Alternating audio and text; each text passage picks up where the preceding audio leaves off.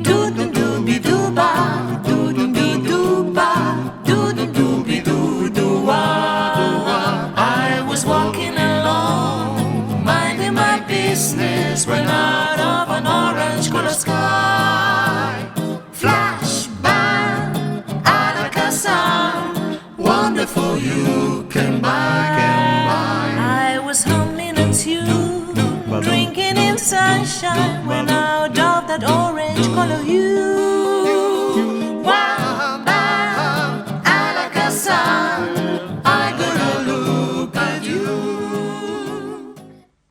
Boa tarde, noite, curiosas e curiosos, curiosa, boa tarde.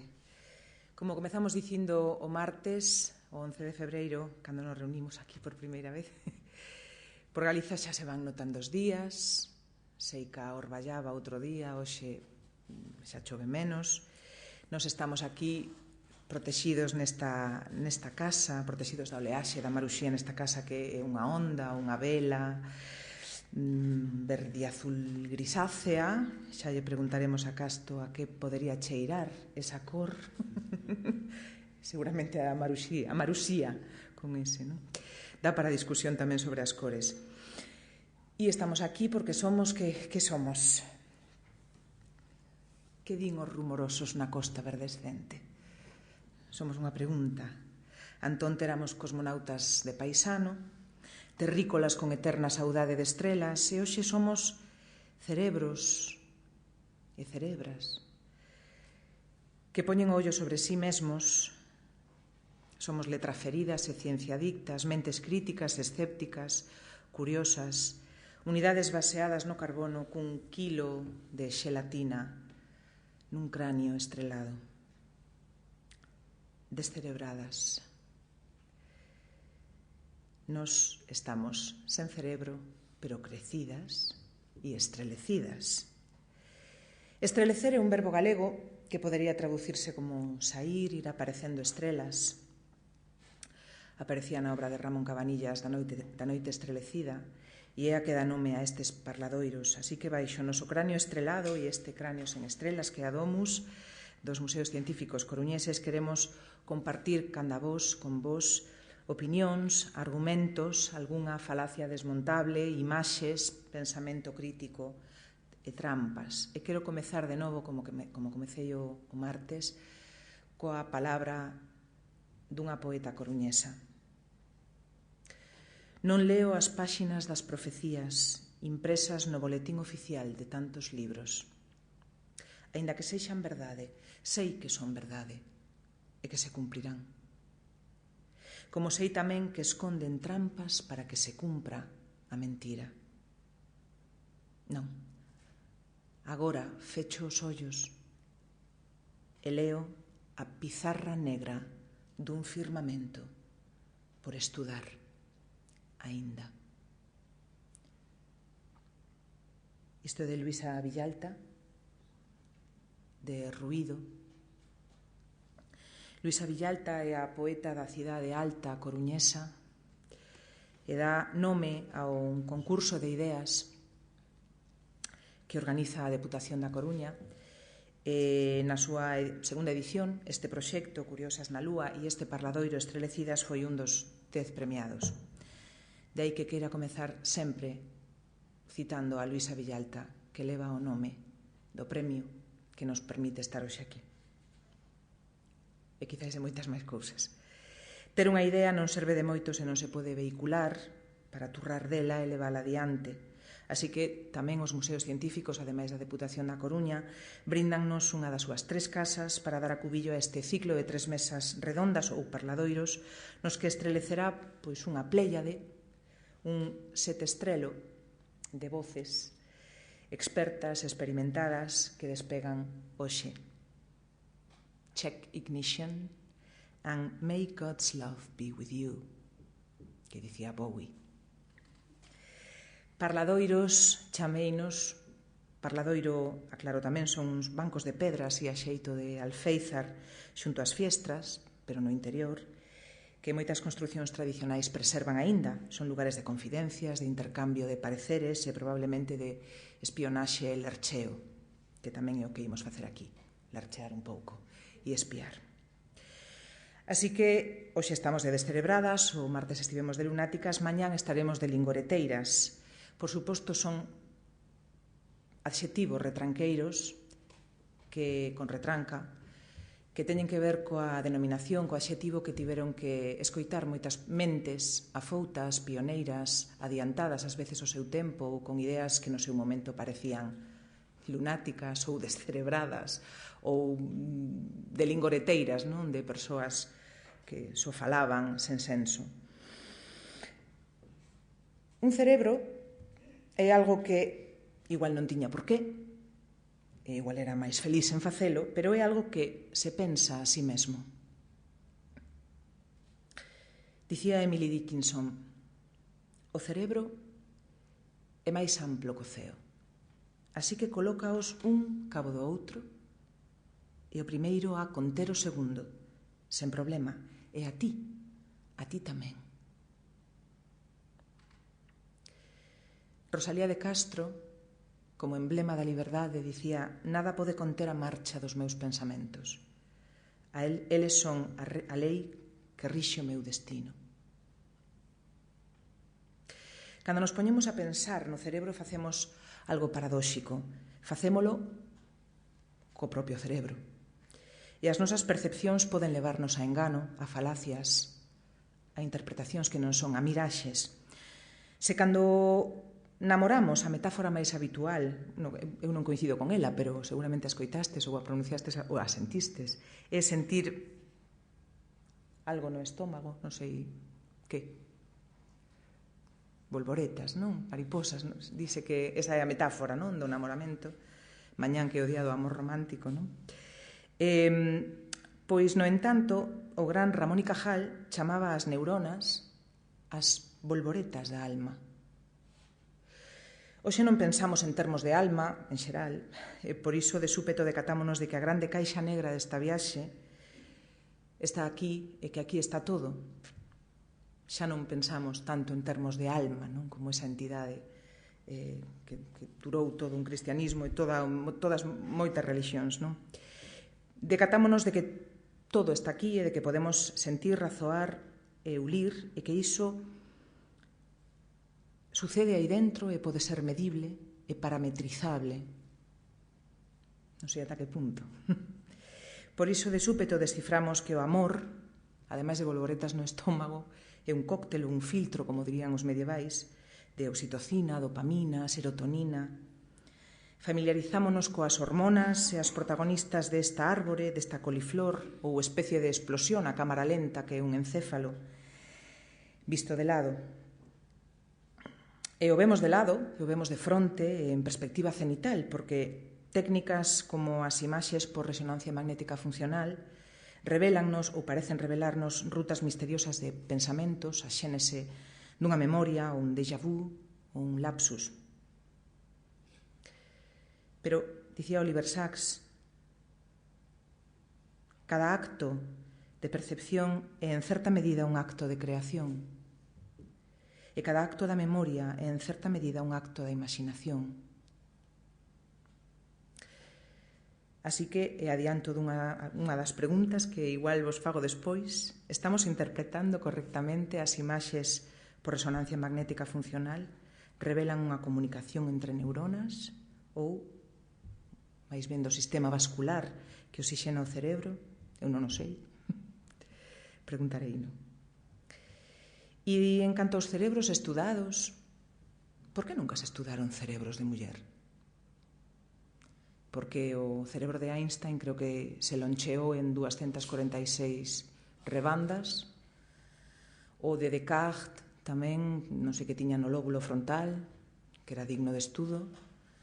O de Don Bosco tamén, polo visto, pois tiña cousas para seren estudadas, pero que eu saiba nunca se estudou un cerebro de muller. Que pasa? Non tiña nada interesante? Seguro que se estudou algunha vez algún, pero non trascendeu ese estudo, non? E por que a palabra xenio non ten aínda un feminino recoñecido? Parece que nos custa, por exemplo, falar de xenias, non? Parece que queda raro, a mí non me parece, pero... Non sei que pasa agora mesmo polos vosos encéfalos. Imaginade unha tecnoloxía capaz de revelar os pensamentos máis privados e proxectalos nesta pantalla. A ciencia ficción tamén tende onde turrar. E a escrita, como plasmación dun cerebro emocionado, que fala distinto, que ten un falar distinto á comunicación oral, ese extraño mecanismo que a escrita, extraño e fascinante, tamén se fixo eco a escrita de aseveracións máis ou menos irritantes, como que hai unha escrita feminina ou unha masculina para dar conta dunha, ás veces, suposta supremacía. Eu, como anécdota persoal, direivos que unha vez, hai moitos anos, alguén me dixo de algo que eu escribira, que ben escrito está, parece que o escribí un tío.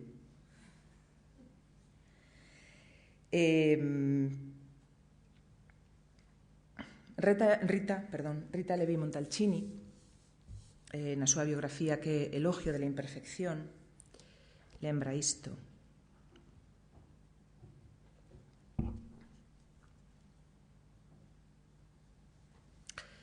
A mí me habían tocado en suerte 2 cromosomas X y el haber nacido en una época en la que ser hombre o mujer significaba potenciar o reprimir las naturales dotes intelectuales. Fala da súa nenez e de como de seguido decatouse desa condición, non? Segundo os cromosomas que tiña, tanto ela como a súa irmá xémea Paola.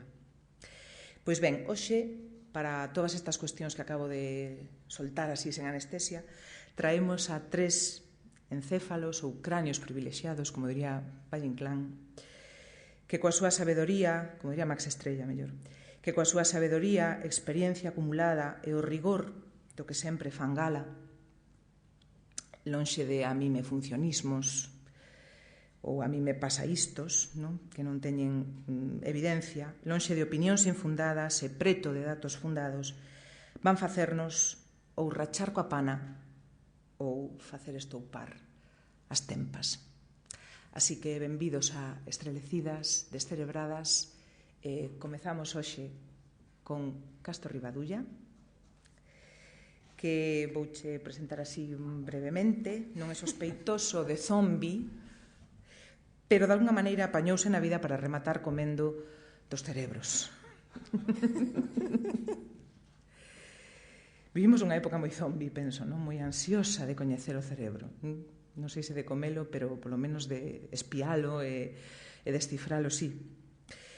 Podemos dicir del que ten a idade de Don Quixote, máis ou menos, e naceu na Pobra do Caramiñal, malia que se licenciou en Bioloxía na Universidade de Santiago de Compostela e doutorouse en Neurociencia.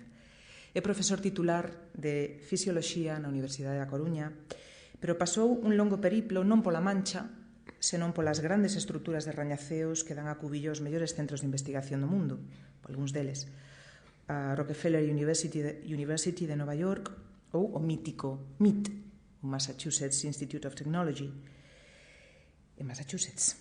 Neste libro que teño aquí diante, que saiu hai uns meses, A que cheiran as cores, vou deixar así en pé, pois nos lembra, así, di, non sei se lembrades que neste último, no MIT, foi onde estudaron o Doutor Octopus, Mr. Fantástico, Tony Stark, Iron Man e outros superheróis. Así que el, temos claro onde se afilia, non? Non lembra as grandes mentes, outras grandes mentes que pasaron polo MIT, pero sí ao Dr. Octopus, a Tony Stark, etc. A parte disto, investigador no grupo da Universidade da Coruña Neurocom, como dicía, bueno, o amigo Borja Tosar que estivo outro día, xa mola que haxa un sitio no mundo que se chama Neurocom. Un lugar estupendo para traballar.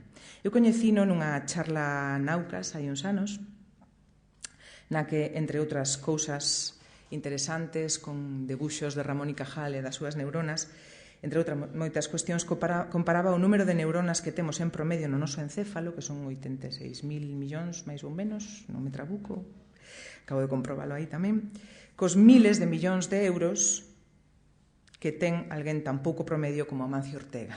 Lembro que comezaba unha charla así, e bueno, para que vexades por onde vai tamén, non?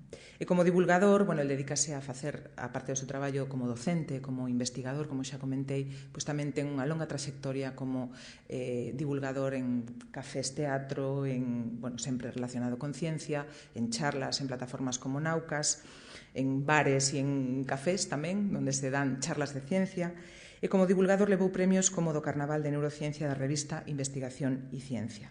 Así que é un sistema nervioso activo en moitas frontes que hoxe vai nos falar de algún cerebro ou de todos en xeral.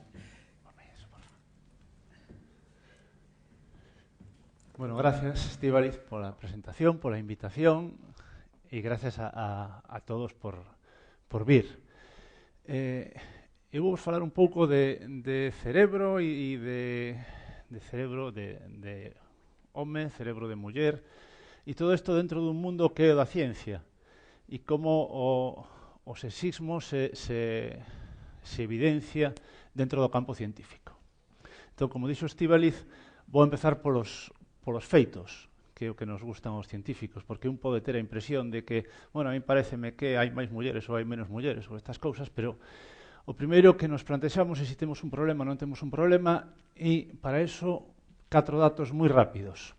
Esta é unha gráfica que ao mellor algún xa veu porque hoxe saiu en varios sitios, de feito eu puxena hoxe á tarde, tiña outra, e cambiei-na porque esta gustoume máis, é a representación de homes e mulleres en distintas etapas da súa vida científica.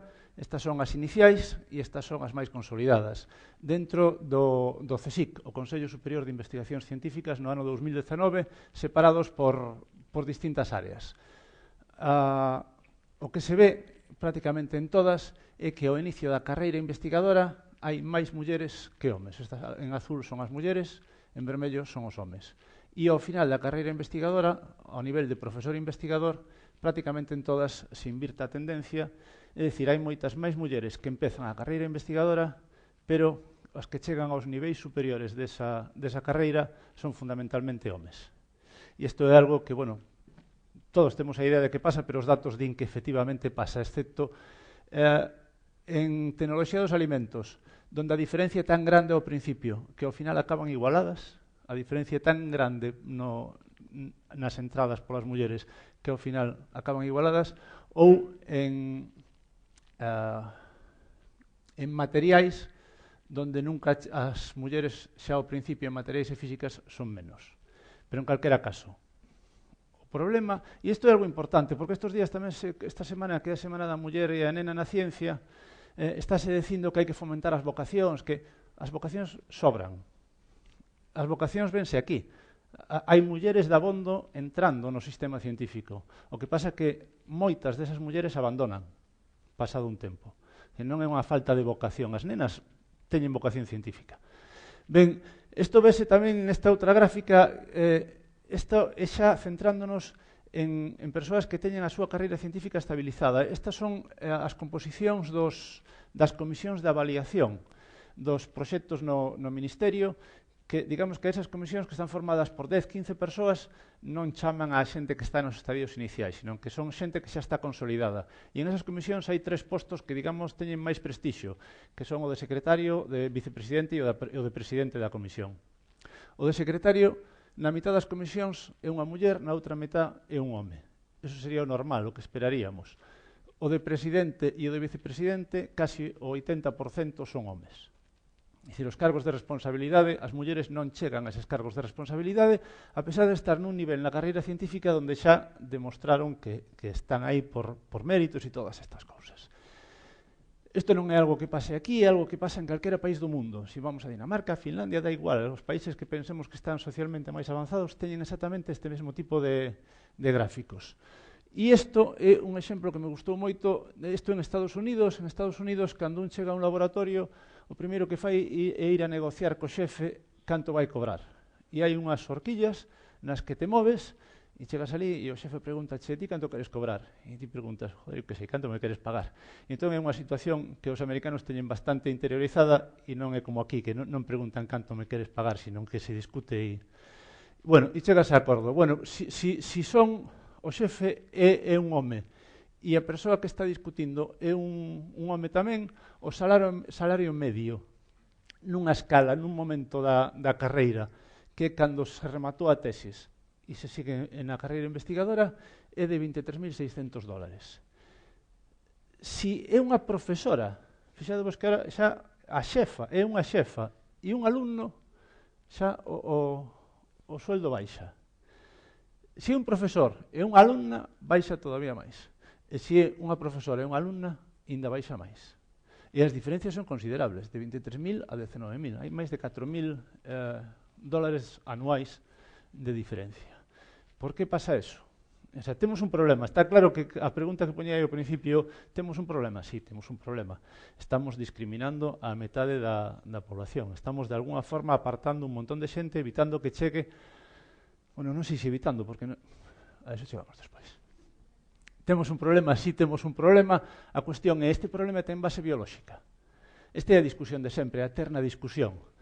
Que pasa? As mulleres son menos capaces que os homes para resolver problemas, para meterse na investigación, e chega un momento que teñen que abandonar o que lle pasan aos seus compañeiros. Non. E poño aí grande para que quede ben claro. Non. Non desde un punto de vista do que podemos chamar intelixencia, ou do que podemos chamar creatividade e capacidade para resolver problemas. Non hai ningún estudio científico, ningún, que apunte a que as mulleres son menos intelixentes, menos capaces, menos o que queirades que os homes, ou que os homes son máis, ou que... Non. Non hai ningún que sexa capaz ou que chegara a esa conclusión, ningún estudio que teña un mínimo de rigor metodolóxico. Antes decías que non se estudiaron cerebros de mulleres. Estudiaronse moitos cerebros de mulleres, pero sempre con moi mala idea. Sempre para demostrar que eran peor que os dos homes. E todo o que se facía era para demostrar que eran peor que os dos homes. O sea, que sí se estudiaron. Pero non hai nada, absolutamente nada que demostre eso. O cal non significa que sexamos iguais. Que esa é outra historia. Por eso quixen poñer este non ben grande para que quedara claro que me estaba referindo a unha parte.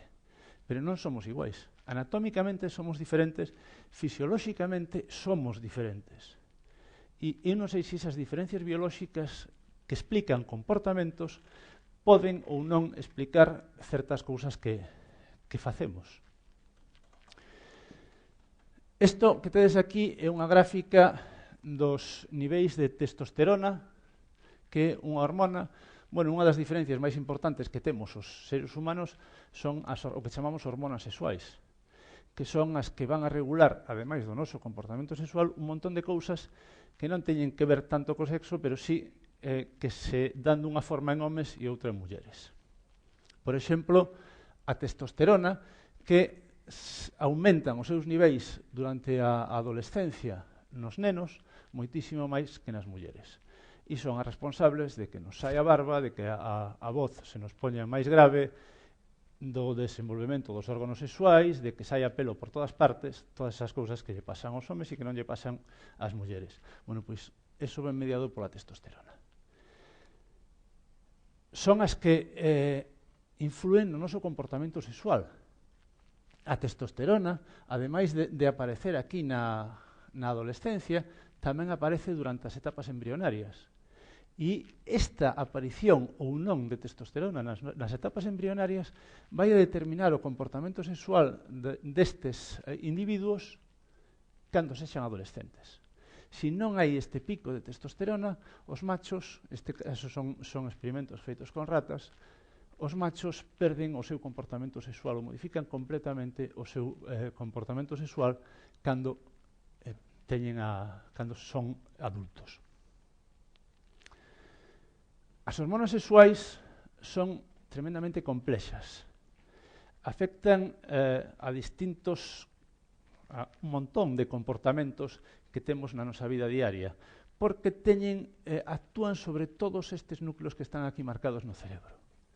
E todos eses núcleos que están aí marcados no cerebro, vos pensade que cada cousa que fagades, dá igual o que sexa que fagades, é porque o voso cerebro decidiu facer eso. Se vos movedes este brazo, é porque desde o cerebro se lle manda unha orde a este brazo para que se mova. Se esa orde non chega, o brazo está quieto, non se move. Bueno, pois, calquera comportamento, desde ese máis sinxelo hasta o máis complexo que podedes imaginar, ben determinado pola actividade do cerebro. E ese cerebro ten receptores para todas esas hormonas. E esas hormonas van a cambiar o comportamento do cerebro. Por lo tanto, é facilmente entendible que se estas hormonas son distintas nos homes e nas mulleres, os seus niveis son distintos, pois o funcionamento deste sistema vai a ser distinto. Distinto non significa mellor, nin peor, significa distinto. En esta zona de aquí do cerebro, onde están estas cousas marcadas, están todos os sistemas relacionados cas emocións, co procesamento das emocións. E iso fai que as emocións se procesen de forma diferente en homes e en mulleres. Pero tamén está o hipocampo, que está relacionado ca memoria, a corteza prefrontal, que está relacionado cos procesos de aprendizaxe. Iso significa que posiblemente as estrategias a nivel cerebral non son idénticas en homes e en mulleres. O cal non significa que non podan acadar exactamente os mesmos obxectivos, o mellor ou peor, eso xa non o sabemos. Pero non hai ninguna evidencia de que o fagan ni mellor nin peor uns ou outros. De momento non sabemos, non temos evidencia de que haxa un mellor que outro. Que son diferentes está claro. En esta gráfica, fixadevos nesta parte de aquí que estou sinalando, son as porcentaxes, a prevalencia de depresión en homes e en mulleres. A depresión é moito máis abundante, casi o doble, en mulleres que en homes. Iso porque o cerebro é distinto en homes e en mulleres. Isto é a esquizofrenia. A esquizofrenia é ao revés. É moito máis prevalente en homes que en mulleres. E, ademais, hai dous picos, mentres que nos homes prácticamente a aparición da esquizofrenia concéntrase na adolescencia, nas mulleres hai un segundo pico que é na menopausia, despois da menopausia. Iso indícanos a sensibilidade que ten o cerebro ás hormonas que están dando voltas por aí e que deixan de dar voltas en un momento concreto ou que cambian e aparecen outras distintas. E estes son as proporcións de rapaces con síndrome de hiperactividade. As medidas son de distintos países, probablemente as relacións, os números teñen que ver con como se avalían e se diagnostican en cada país, pero o que está claro é que sempre hai moitos máis nenos que nenas diagnosticados con síndrome de hiperactividade, o cal significa que os seus cerebros están funcionando de forma distinta. En realidade, todos os cerebros son distintos. Temos, non sei canta xente pode haber aquí dentro, 40 e pico persoas. Bueno, pois, hai aquí dentro 40 e pico cerebros distintos. Aí fora hai millóns de personas, miles de millóns de personas, pois hai miles de millóns de cerebros distintos. A veces leese na prensa que os matemáticos teñen un cerebro diferente ao resto do mundo. Sí, e os tenistas, e eu, e ti, e aquel, todos os cerebros son distintos. Se nos dedicamos a unha cousa concreta, é normal que eses cerebros teñan algunhas zonas que se parecen máis. Tamén os asesinos en serie teñen un cerebro distinto. O comportamento ven mediado pola actividade do cerebro, polo tanto, calquera comportamento é froito dun cerebro concreto. Comportamentos parecidos teñen que vir de cerebros parecidos, polo menos en algunha parte. Eu quero pensar que este cerebro, Einstein e Marie Curie, tiñen que ser bastante parecidos en algunha parte. O mesmo que estes dous, Carolina Marín e Rafa Nadal, tamén deben ter un cerebro que, polo menos en algunhas partes, ten que ser bastante parecido para permitirlle executar o que fan, que, en este caso, xogar o badminton ou o tenis. Bastante máis parecidos que estes cerebros. Coñecédelo, parece que se chama Paco, e é dun programa de Telecinco que nunca vi un programa, pero polas parodias que fan deles non parece que sexan uns tipos aí como moi listos, non que sexa a súa característica. Ou estas dúas mulleres, eu creo que o seu cerebro tampouco ten que parecerse demasiado. É do mesmo programa que Paco, pero non ten etiqueta. E iso é o que vos quería contar. Despois entramos en todas as discusións que irades no tempo de preguntas. Gracias. Muchas gracias.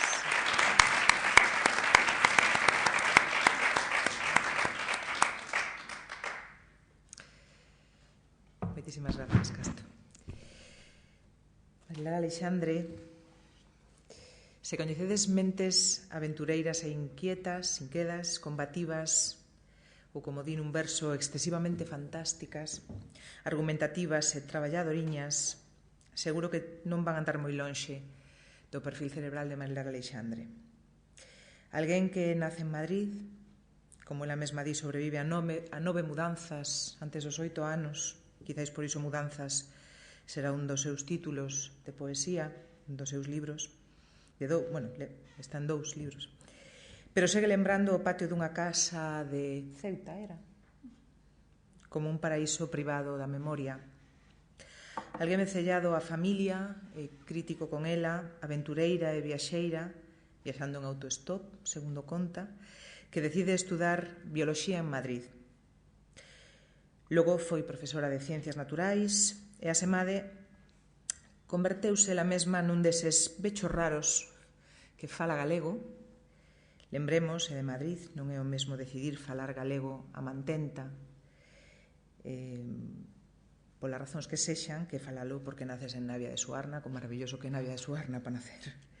E para ilustrarvos sobre o carisma e a contundencia desta escritora e bióloga que nos acompaña hoxe. A rapaza do autostop é hoxe catedrática do Norem da Universidade de Santiago de Compostela, docente de didáctica das ciencias, e vén de recoller o pasado ano, creo que foi o pasado ano ou hai 2, en Baltimore, o ano pasado, 2019, en Baltimore, en Maryland, nos Estados Unidos, o premio Distinguished Contribution to Research Award da Organización Internacional de Investigación en Didáctica das Ciencias, NARST, polas súas siglas, en inglés, polo acrónimo. A súa tese de doutoramento, que foi das primeiras ou a primeira de ciencias, non? de unha muller. De didáctica de biología. De didáctica. A dos saltóns. Como de saltóns, non? Non. A miña tese sobre aprendizaxe sobre da aprendizaxe, evolución. vale. Vale.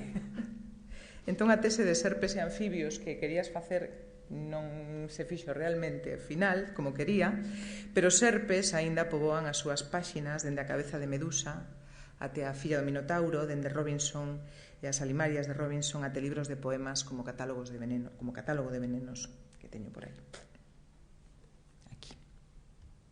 Aquí están algúns libros dela. A Expedición do Pacífico, que tamén está aí, é un dos seus títulos máis coñecidos, moitos máis para a mocidade, pero eu coñecina como poeta, con ese catálogo de velenos poboado de mazás, coitelos e relecturas de contos de fadas, e logo virían outros poemarios como Mudanzas ou Desescribindo. Ao mesmo tempo, desenvolve unha intensa actividade como articulista, como docente de ciencias na Universidade de Santiago de Compostela, correcto, e ao mesmo tempo como escritora tanto de libros para adultos, chamémoslle como novelas para mozos, como esa Expedición do Pacífico ou A Compañía da Contrapublicidade, A Compañía Clandestina de Contrapublicidade, a cabeza de Medusa que xa mencionei, ou A filla do Minotauro. Ela é pioneira en publicar un dos primeiros textos de ciencias naturais en galego, Xil Barbeira, o primeiro, editado polos autores e autoras en 1982, e Sete Estrelo, publicado por Xerais en 1998. O primeiro é Xil Barbeira. E máis adiante tamén do primeiro vocabulario das ciencias en galego, en colaboración co Instituto da Lingua Galega. Ela é unha voz, como di ela, rabuda, de lingua partida, de sabedoría e de fantasía, experta en argumentar para decidir e aprender para avanzar. Nun libro seu di: mamá, respondía eu con suavidade, pois non quería ferila, dicindo que agardaba que non me sucedese o mesmo que a ela. Eu quero estudar zooloxía. Ou é que neste país as mulleres non van ir nunca á universidade? É que cando papá e os seus amigos falan de liberdade, non queren a liberdade para as mulleres? Ese é un fragmento de Expedición do Pacífico. Así que con vos, o cerebro pioneiro de Marilar Aleixandre, alguén que, como Casandra, non sabe vivir sen falar. Ben, pois boa tarde, noite, moitas grazas a Estíbaliz por organizar iso. Eu son bióloga de formación, como Castro e como Joana, mas o que me dediquei toda a vida a investigar é sobre a aprendizaxe das ciencias.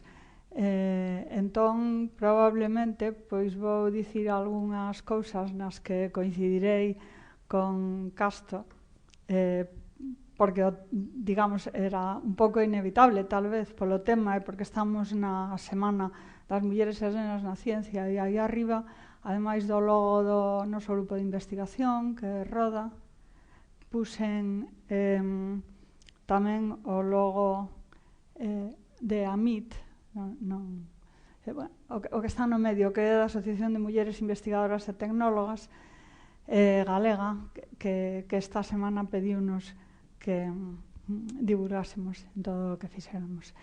Entón, tituleino así máis ou menos Neurosexismo, xustiza epistémica e gatos cegos. Ben, entón son reflexións con lentes violeta, porque eu falo desde o feminismo. Todo o mundo fala desde algunha perspectiva e as persoas que digan que non, pois seguramente que non son suficientemente reflexivas, como dicía Estíbaliz antes. Entón, digamos que vou tocar brevemente 4 puntos. Un ten que ver cos nesgos nas preguntas, isto que chama Miranda Fricker injustiza epistémica. Outro porque nos pediu, ou a min particularmente, pediume Estíbaliz que comentase isto da escrita feminina e o talento viril, que non lle dixeron únicamente a Estíbaliz, sino prácticamente a todas as mulleres que escribiron. Despois, si esta discriminación que existe é un fenómeno meteorolóxico, unha pequena ollada histórica chegando a 2020 e a modo de conclusión que as rapazas fan ciencia en galego. Entón, isto vou non pasar rapidamente porque realmente é complementario cos datos que mostrou antes Casto, non? Entón, hai menos presenza de mulleres en todo o que é STEM, que é ciencia, tecnoloxía, enseñaría e matemáticas. Hai moitísimos estudos sobre isto. Cando eu comecei a estudar isto, foi o primeiro proxecto que tiven financiado no ano 91, estas cousas aparecían nas revistas de socioloxía e de didáctica. Agora aparecen en Nature e Science, e isto é un estudo do Pew Research Center de 2018 sobre a discriminación nos traballos, nas profesións STEM, pero en España, en xeral, pois hai menos mulleres premios Nobel, xa sabedes, pero un estudo de Nature de hai un par de anos mostra que as mulleres na investigación científica teñen un 20% menos de posibilidades de promoción, Casto mostrou os datos aquí en España.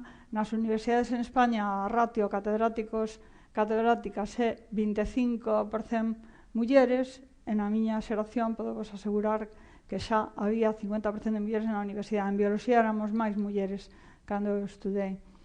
En ciencias da vida, pois comeza a acontecer, e unha cousa que se estudou hai pouco tempo é o abandono das carreiras STEM cando nacen os fillos e as fillas. E isto ten que ver con esta tamén diminución de mulleres, sobre todo nos postos altos, pero abandono simple cando nacen fillos e fillas entre os 3 e os 7 anos seguintes, o 43% de mulleres, se non lembro mal, é un estudo só en Estados Unidos, deixan fronte ao 23% de homes. E despois outras cousas como achados de mulleres atribuídos a homes e outras cousas máis difíciles de colocar en estatísticas. Entón, a que se debe, non? Como antes dicía Casto, non se debe á bioloxía. E hai uns anos, Miranda Fricker, agora está traducido ao castelán desde hai pouco, publicou un libro que se chama Injustiza epistémica. Que é o que lle chama isto? Pois é os obstáculos para o acceso ao coñecemento. Ela fíxase nun par de cousas. Pero... Ben, por que falo de nesgos nas preguntas? Pois porque houbo moitos tipos de explicacións para por que hai menos mulleres nas ciencias. Claro, eu pois digo unha cosa, se queredes un pouco exagerada, que é que non hai premios Nobel de momento en ciencias galegos nin galegas, pero a ninguén se lle ocorreu estudar as diferenzas do cerebro dos galegos e dos estadounidenses, non? Entón, a mí me parece que a procura de diferenzas que poidan explicar comportamentos, pois é como isto da xeración espontánea. Primeiro se dicía que aparecían ratos do trigo, despois ras da lama, despois os insectos da carne podre e despois os microorganismos, hasta que Pasteur demostrou que non, non? Só teño aquí este debuxo que é do libro de Lombroso de 1876 para lembrar que no século XIX se estudaron cousas seriamente nas universidades e sitios así da relación que había entre a forma das orellas e o nariz e o cráneo coa delincuencia, non? Pois naturalmente sempre había algo detrás, non? E isto é o que Cornelia Fine bautizou como neurosexismo, que ela di que é utilizar a neurociencia para reforzar e potencialmente legitimar estereotipos de xénero e a discriminación, dicindo, claro, é que se realmente pois hai cosas que pasan no cerebro que son diferentes, pois, porque quero dicir que a relación causal nunca se mostrou, pero se é que isto é distinto, pois o mellor resulta que por isto non fan ciencia. Hai bastantes estudos, e isto que se chaman metaanálises, que son estudos de estudos, nos que se mostran, digamos, problemas científicos con moitos destes traballos. Un dos máis recentes é o libro de Gina Rippon sobre estudos con resonancia magnética, que antes unha referencia aquí, porque como isto parece que é unha cousa das últimas, pois entón dalle como un verniz, non, de que o que se fai con resonancia magnética está ben. Entón, ela mostra unha serie de problemas aí, pero cando hai un estudo que encontra algunhas diferenzas de algún tipo no cerebro, isto aparece en todas as televisións e en todos lados. Cando hai estas metaanálises que mostran que non é así, que os estudos pois realmente non van a ningures, pois isto non, digamos, non recibe a mesma atención, non? Entón, por que, e isto é o terreo totalmente de Castro, porque el se dedica, entre outras cosas, á plasticidade cerebral, entón dixen, o mellor vai citar algunha cousa destas, pero o que eu quería dicir é que cando se comezaron a estudar algunhas destas cousas antes, a principios do século XX, pois digamos que había unha idea, pero infortunadamente esta idea persiste en moita parte do público, que é que o cerebro é algo inamovible, que as neuronas non mudan para nada, que temos o mesmo número de neuronas, etc. Todos eses mitos, non?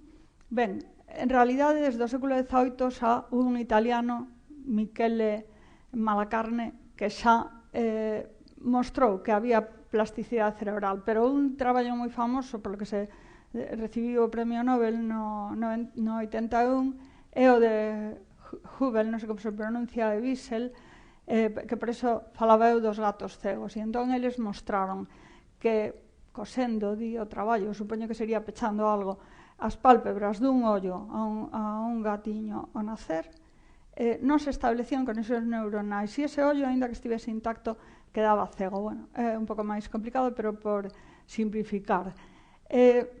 Isto é anatómico, pero un estudo posterior de Blakemore e Cooper, e é o que está representado aí na imaxe, o que fixeron foi criar, é dicir, colocar os gatos recén nacidos, non sei por que os gatos, eu sei que moitos dos traballos de Castro son con gatos, o mellor el pode explicar despois por que con gatos, mas isto non o sei.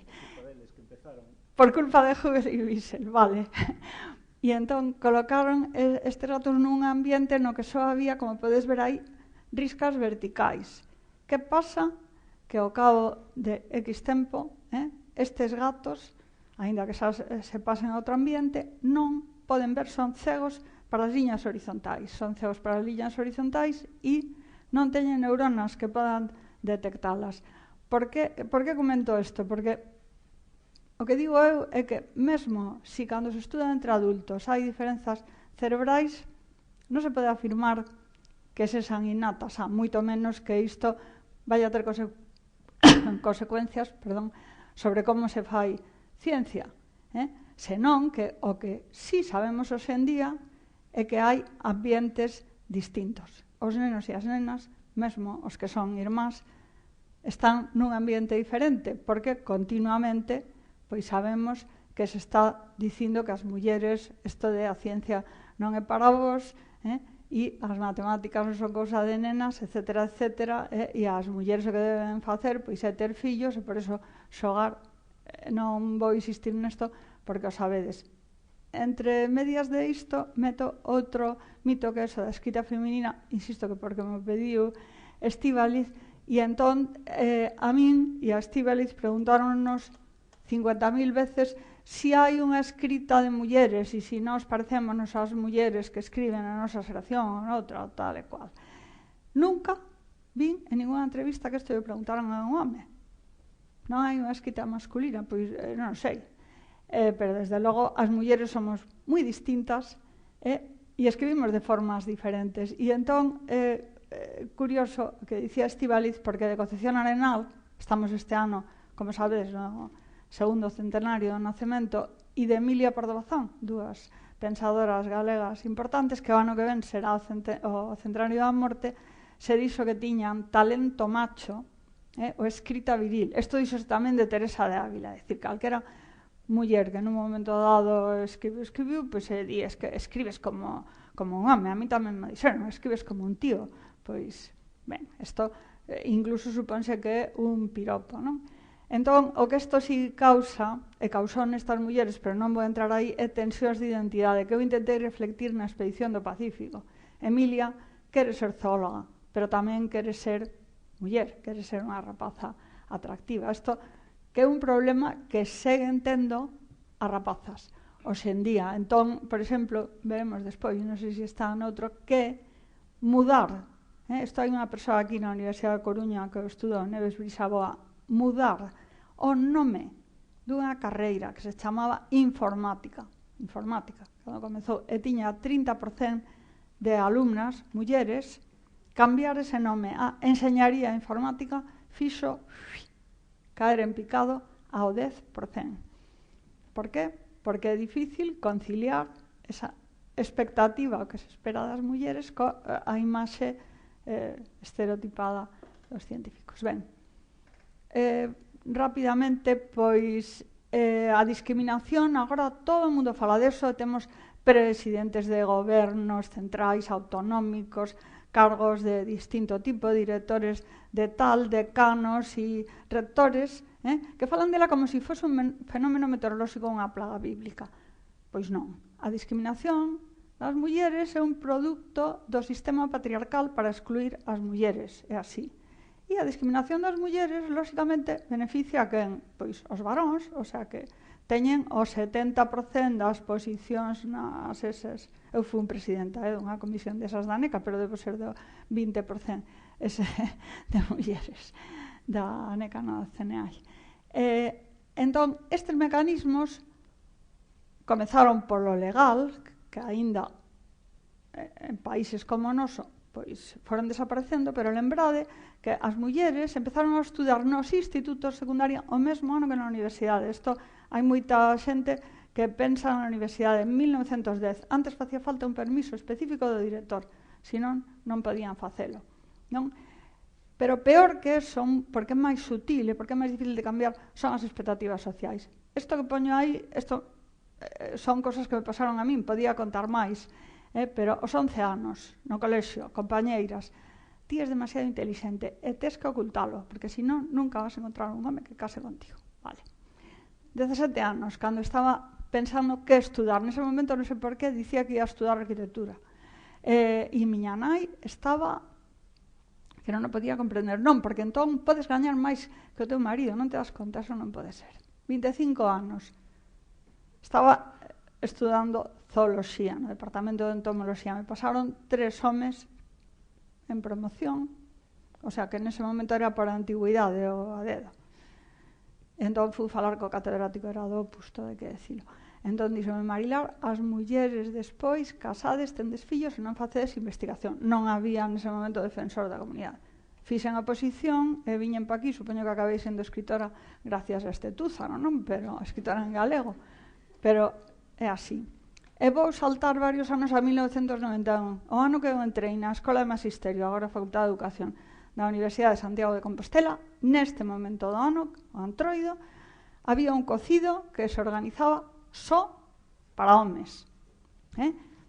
Absolutamente transversal de adscripción ideolóxica. Ia desde o cura que daba religión até outro tal que vos imaginade o partido máis á esquerda nacionalista que podas imaginar. Isto me fora concelleiro en Santiago de un partido, non vou decir o nome porque non ten culpa o partido deste elemento, pero os do partido este tamén iban ao cocido, de acordo? Entón, estas cousas pasan, entón, cando, me puxen tan emocionada que apaguei, cando dicimos que as mulleres pois en ciencias teñen problemas, pois é porque non forman parte das redes informais. Isto está super estudado. Non lle pasou só ás mulleres, pasoulle a Mendel, que estaba ali, publicou nunha revista que era bastante prestixiosa no seu momento, pero non formaba parte das redes informais. Rosalind Franklin tomaba o té no cuarto das escobas. Isto non é unha metáfora, non é porque eu sea escritora. Isto di Watson no libro da doble hélice, porque os homes tomaban outro sitio. En política pasa igual, E se non, mirade quen son alcaldes, tal, non sei que, presidentes, tamén do máis esquerda, da esquerda. Todo homes, salvo aí a excepción de Manuela Carmena e Ada Colau. Katherine Johnson e outras mulleres na NASA, sobre isto fixos unha película hai pouco. Jocelyn Bell descubriu os pulsares, descubriu o primeiro pulsar. A quen lle deron o premio Nobel? O seu director de tese. Entón, pois, con que ten que ver todo isto? Ten que ver cunha idea aínda moi arraigada na sociedade que é o determinismo. O determinismo é a idea de que todo está nos xenes e que todo, non? Vou ir rápido que non sei se me estou pasando xa de tempo. Isto foi desmontado a mitad dos anos 50 por Barbara McClintock. Esta señora chegou a vivir para que lle desen o premio Nobel, pero o seu traballo estivo esquecido durante 30 e tantos anos. Por qué? Porque se publica no mesmo ano que Watson e Crick. E ela di unha cousa que é totalmente a contracorrente, que é que hai un mecanismo de regulación dos xenes, cando nese momento era o dogma do ADN, o ARN e as proteínas, non? Non só eso, sino que despois todo o mundo di, e moitos libros de biología, que foron Monod e Jacob os que descubriron a regulación. Cando ela, este artigo original do 53, e de feito ela sacou unhas declaracións dicindo isto dixen eu, as unidades extrasénicas, puxen en inglés para que se vexa que o que dio traballo, representan sistemas no núcleo que son responsables para controlar a acción dos xenes. Isto xa o dixo Barbara McClintock no ano 53, pero o que quero dicir con isto é que xa ela, digamos, estaba indo contra ese determinismo, non? De que todo está nos xenes. Vou poñer un par de citas de próceres ilustres, para que se vexa todas estas cousas, pero aínda se seguen dicindo, non deste modo, pero aínda circula todo este pensamento na prensa. Bueno, Marañón, señor que era progresista, nun libro no que argumenta que as rapaces deben estudar secundaria, pero a ver, universidade de facer investigación xa é outra cosa, porque o sistema nervioso das mulleres é unha constitución que non é tal máis estable. Entón, dice, non pode decir que diferenzas son, pero son profundas. E, ben, un exemplo, vamos aos galegos, Novo a Santos, xa sei que está considerado como tamén un prócer científico, un túzaro. Este tipo, libro, la indigencia espiritual del sexo femenino, las pruebas anatómicas tal de la pobreza mental de la mujer. Este é un prócer científico galego, non sei, o mellor non sei, pois era moi listo. E isto que podedes encontrar en internet, porque ele era deputado da FRG, que encima eran progres, vale? Pois este tipo, nas discusións sobre o voto da muller, pois di, a ver, que son organismos igualmente capacitados, que el histerismo non é unha enfermedad, é a propia estrutura da mujer, etc. no? Citando, por certo, tamén a Basilio Álvarez, eso quitei, non? Como di o meu amigo Basilio Álvarez. Vale.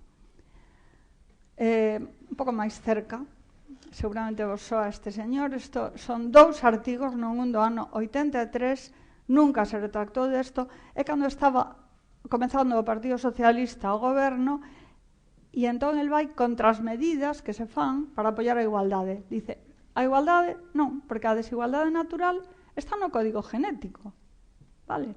Entón, aí está todo. Por certo, que se ve que o profesor de bioloxía non lle debe explicar moi ben a profesora, porque ao final di que cada un aporta sus 24 cromosomas. Bueno, estes dos anos 50 xa sabemos que son 23, pero vale, vamos a pasar por alto isto porque non é demasiado importante. Pero digo que vedes que a idea de que todo está no código xenético, pois está ben. Si queredes un artigo sobre como isto estaba nos textos de ciencias, deste proxecto que tiven eu, está en Enseñanza de las Ciencias, a primeira autora Elvira Sauquillo, pero está o meu nome tamén, é un artigo do ano 73 sobre os libros de texto de ciencias. E isto tampouco o vou comentar en detalle, pero vamos ao ano 2019. Entón, isto porque me pediron no Consello de Cultura Galega que fixeran unhas preguntas, unhas entrevistas a 3 investigadoras galegas de altísimo nivel, unha de aquí da Coruña, María Mallán, que está no grupo CELCOM do Instituto de Investigación Biomédica, Marta Piñeiro está en Lili, no gran laboratorio en Indianápolis, e Patricia Conde está en Lisboa, pero traballa no Atlas T do CERN. E entón, eu fixenlles unhas preguntas sobre si sentían discriminación como mulleres, volvo a decir que estamos falando do ano 2019, si había conciencia de discriminación no seu entorno profesional e como era a conciliación, non? E isto está colgado no Consello de Cultura Galega, os vídeos. Se alguén interesa alguna transcripción, pois me mandades un correo e vos lo mando. Aquí puxen só un do primeiro, a situación actual, non? E como Patricia Conde di, por exemplo, non na miña pel, pero sí que observi discriminación noutras mulleres e comenta o que pasa cando chegan a falar co xefe. E María Mallán dá uns datos que xa digo que son do estudo de Nature que comentei antes, pero especificamente Ciencias da Vida, pero é o mesmo que puxo antes Castro, 50% de mulleres que empezan a tese, 25% chegan a xefas e menos de 10% a líderes. Vamos, para que vexamos que non cambia.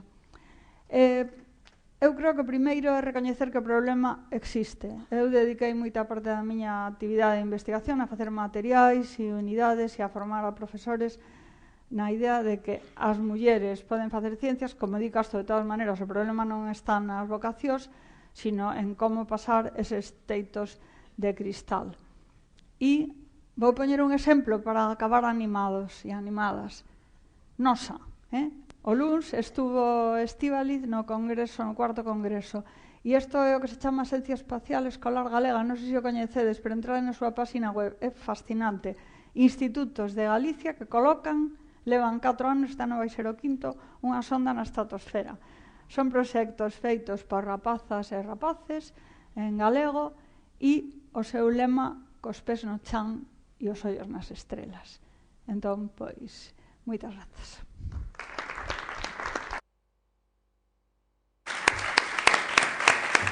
Moitas grazas, María.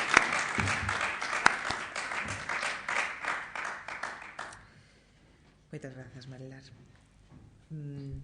Joana Magallanes.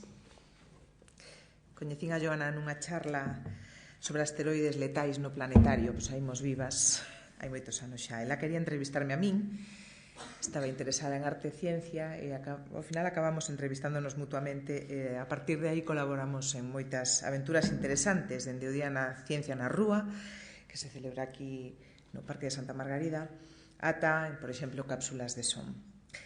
Joana Magallanes é investigadora do Grupo de Reumatoloxía e pertencente á Agrupación Estratéxica CICA-INIBIC e CIBER-BBN. É tamén representante nacional de xoves investigadores da Sociedade Europea de Biomateriais, é membro da Xunta Directiva da Asociación de Investigadoras e Tecnólogas, a MIT, do Nodo de Galiza, e é tamén promotora de proxectos de cultura científica que non podedes perder. a través dos medios de comunicación e tamén de colaboracións artísticas dende a perspectiva do xénero.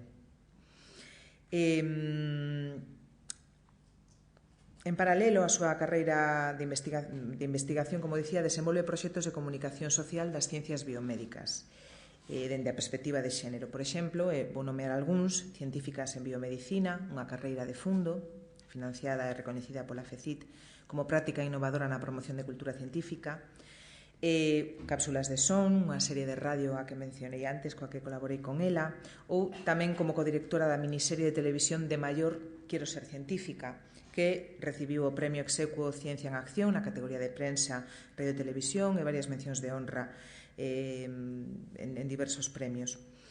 Tamén colabora con diferentes fundacións como a 3 Media ou Vodafone para chegar a ciencia a nenos e nenas ingresados nos hospitais e estudantes con surdez ou discapacidade auditiva. Colabora, non sei se coñecedes Efervesciencia, que é un programa que vos recomendo da Radio Galega sobre ciencia, e colabora nese programa de Manuel Vicente na sección Muller e Ciencia. Tamén dentro da súa práctica interdisciplinar destaca no seu traballo no eido da arte e a ciencia, participando en exposicións colectivas como O Ollo da Arte, no espazo normal da Universidade da Coruña, co traballo Publico, Logo Existo, crítico precisamente cos papers e cos sistemas de publicación do eido científico, en na residencia artística transcénica coordenada pola compañía Artesacía da Fundación Luis Seoane.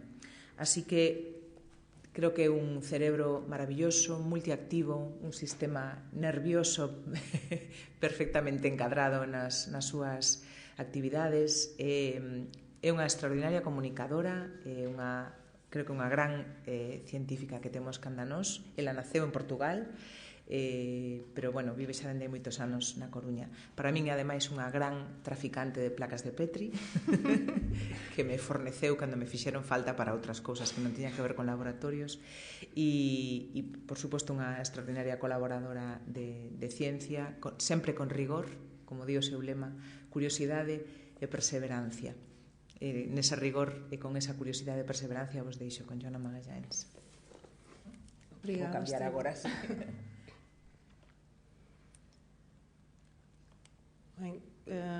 Primeiro quería agradecer a Estíbaliz a invitación para participar. A ver se isto non fai.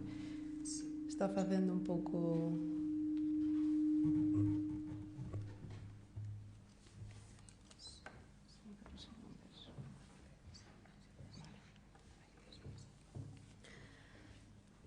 Pois, como decía, quero agradecer a invitación de Estíbaliz, con a quen dende xa fai moitos anos vengo aprendendo a desconstruir e descolonizar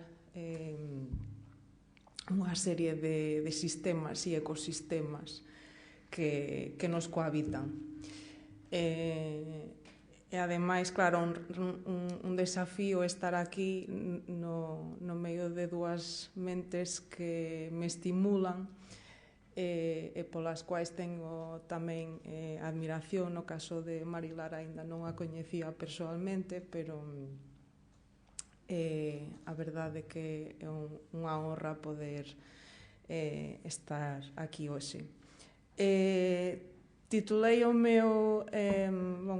miña intervención desde as ascendencias, nun pequeno xogo do que pode ser esas diferenzas ou non diferenzas que nos fan ser máis ou menos que os demais. Un xogo tamén entre o que pode ser o ciencia e pseudociencia. Aínda que realmente, vivendo xa dende fai 11 anos na Galiza, o título orixinal que quería poñer era este. Pero, dado que estamos nunha institución pública, pois creí ser un pouco máis discreta, aínda que despois de Marilar creo que podo arrisgar o que queira. Entón, vou vos levar un pouco por esta xornada tamén dende un punto de vista histórico, entre o que pode ser esta creación de imaxes do corpo como obxecto e suxeito da ciencia. Como tamén isto vai de letras, remoto o libro A orixe do home e selección natural en relación ao sexo, que é un libro de Darwin, aínda que o máis coñecido é a orixe das especies. E neste libro Darwin explica, pois, facendo tamén analoxías aos comportamentos animais ou características que tiñan machos como os leones ou paxaros para atraer as hembras, non? Entón, como dende esta presión para atraer a parceira, pois tiñan que desarrollar unha serie de eran realmente seleccionados aqueles que eran máis aptos físicamente e tamén intelectualmente superiores. E, polo tanto, a selección natural privilexiou estos homes. As mulleres realmente, como tiñan máis hipótese de reproducirse, pois non tiñan que desenvolver esas capacidades. Polo tanto, asumía que as diferentes calidades que poseían cada un eran reflexo das súas características biolóxicas. Hubo unha muller indignada chamada Carolina Kennard, con a quen hai correspondencia, que le escribiu que non podía ser realmente que estivera dicendo que as mulleres eran inferiores aos homes. A cal Darwin contestou: a inferioridade das mulleres, pasado, presente e futuro, está basada nos principios científicos. E aínda que poderás recoñecer a superioridade das mulleres en calidades morais, o seu desempeño intelectual é claramente inferior ao home. E tendo en conta as leis de herencia, dificilmente chegarían a ser intelectualmente equivalentes ao home. Así que durante moito tempo as mulleres que non encaixaban nesta imaxe social e ideal de amábeles eran diagnosticadas con unha condición chamada histeria, que tamén brevemente mencionou Marilar. Esta palabra te orixe no termo grego para útero, o órgano que era considerado a causa desta patoloxía. Entón, asumindo incorrectamente diferencias entre homes e mulleres, o que pode levar a facer unha ciencia e unha práctica médica nesgada, asúmense estereótipos e presuicios como se foran unha característica biolóxica e non unha construción social. Curiosamente, unha palabra moi usada por Estíbaliz e que tamén vai de todas e todos nós, o primeiro Consolador foi creado con o obxectivo de tratar a histeria de forma a realmente aliviar os homes de ter que facer esa tarea. Entón, claro, hoxe, despois de tanto tempo, non se poden queixar que as mulleres pasen tempo con este novo obxecto que surdiu fai pouco tempo. Por outro lado, temos sesgos de xénero que asumen a igualdade entre xéneros. É dicir, identifican o masculino como humano xeral, invisibilizando as mulleres, e polo que teñen como base o patrón masculino e extrapolan os resultados á población feminina sen ter en conta diferencias biolóxicas que existen, ademais de outros contextos socioculturais asociados ao xénero, como a clase ou a raza. Históricamente, a saúde das mulleres se ha estudiado e valorado somente como saúde reproductiva. Por tanto, este enfoque impediu abordar a saúde das mulleres desde unha perspectiva integral. A construción do corpo da muller, polo tanto, non está libre do suxeito da súa mirada. Aquí podemos ver incluso, son uns modelos anatómicos que existen no que se cree que foi o primeiro museo de ciencia, que eu creo que podía ser todo un hit para a Domus se adquiera un destes modelos, en que podemos ver como incluso os rasgos feminizados foron utilizados para explorar o que esta relación poética artística con a morte nunha visión hipersexualizada da mesma. Polo que a produción de coñecemento científico non está aislada da sociedade, e debaixo do seu rigor e obxectividade pode esconder nesgos.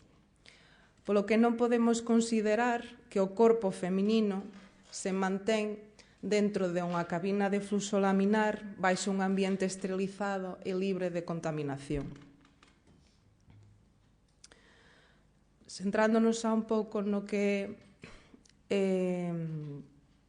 a medicina moderna, Bernardine Illy, que foi directora do Instituto de Saúde Nacional dos Estados Unidos, que sería o equivalente, por exemplo, a Raquel Iotti, que casualmente tamén é da área da cardioloxía, que é a actual directora do Instituto de Salud Carlos III, acuñou o síndrome de Yentl, en que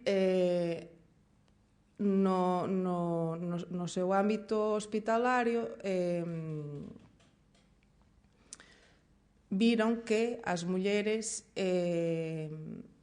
padecían de síntomas diferentes a hora de sufrir un infarto. O sea, os síntomas anteriores eran diferentes dos homes. E o feito precisamente de que non se asociara as características habituais facía que estas estiveran infradiagnosticadas e, polo tanto, podría levar a súa morte. E o caso é que foi acunado así porque isto está basado nun relato con o nome de Yentl, que despois foi adaptado ao cine, en que describe unha muller que se tiña que disfrazar de home para poder entrar ou ir a estudiar.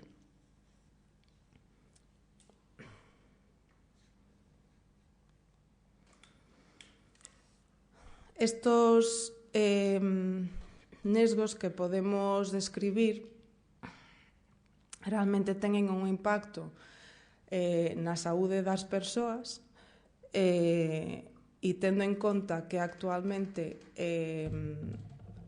as persoas que máis acuden a unha consulta médica son mulleres de 55 anos con dolor crónico, pois temos que ter en conta a perspectiva de xénero a hora de diseñar pois tantos ensaios clínicos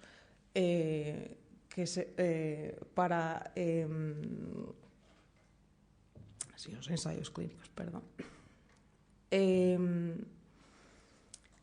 Este é un estudo que saiu no inicio deste siglo en que se ha detectado ou asociado a 8 dos fármacos que se retiraron do mercado estaban asociados ou se encontraba unha relación con un maior número de efeitos adversos en mulleres. Un dos motivos que se atribúe é a falta de representación das mulleres nos ensaios clínicos. Isto non foi sempre así, non é que as mulleres nunca existieran nos ensaios clínicos, pero debido a unha serie de circunstancias deixaron de ser incluídas, se viu que había un error porque efectivamente estaban provocando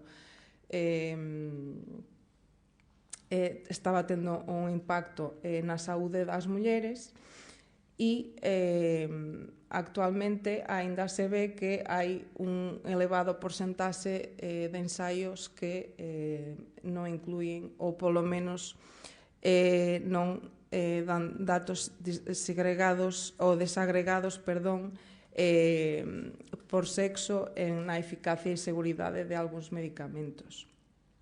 Recentemente tamén saiu outros estudos xa non sobre a infrarrepresentación das mulleres nos ensaios clínicos, pero tamén a nivel de modelos preclínicos como animais ou incluso celulares. En moitos casos nin siquiera se menciona o sexo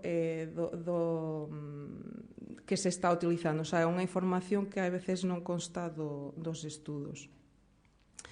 Este é un traballo moi recente e que foi que saiu á luz dende a mesma asociación independente de xornalistas, que foi a mesma que sacou os papéis do Panamá, que é o seu traballo máis relevante, en que analizaron máis de 8 millóns de archivos en que detectaban fallos ou había sospeita que si de un fallo que podría levar á morte ou á discapacidade das persoas. Isto tamén o relacionaron con o maior impacto sobre todo nas mulleres. Este traballo realmente veo a través de un traballo de investigación de unha xornalista de Holanda en que conseguiu aprobar unha malla de froita da mandarina como un implante vaginal. Entón, nesto non quero decir que o problema está en utilizar ou non mulleres, pero é un fallo do que podría ser a normativa e que neste caso ten un impacto negativo sobre todo nas mulleres. Así que hoxe en día se están adoptando estrategias a nivel científico de forma a promover un enfoque inclusivo, sobre todo a través de 3 medidas que están relacionadas ben con a presencia equilibrada de homes e mulleres nos equipos de investigación, como tamén promover a perspectiva de xénero nos métodos e no enfoque das cuestións que se fan. E querías, por último, mencionar un proxecto que se chama Innovacións de Xénero, creado por a catedrática e historiadora da ciencia Londa Sinvingar, e que realmente este proxecto é o que está na base da inclusión da perspectiva de xénero no que agora os programas financiados por a Unión Europea. Esta página web agora tamén xa está disponible, está en castelán e en inglés, e dá unha serie de guías para a inclusión da perspectiva de xénero na investigación en diferentes áreas e despois dá unha serie de casos de estudos concretos e outros en dous que, por unha parte, mostran como enfatizar o xénero como variable pode ser non necesariamente positivo.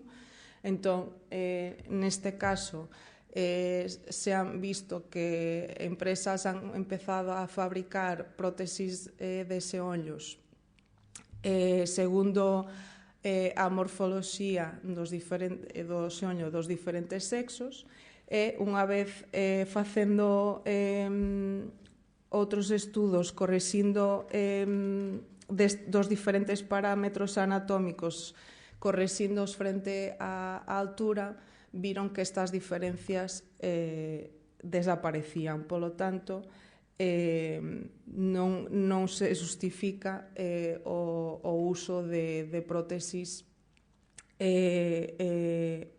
diseñadas especificamente para cada sexo. E outro caso é que a falta de perspectiva de xénero non afecta só a saúde das mulleres, pero tamén dos homes.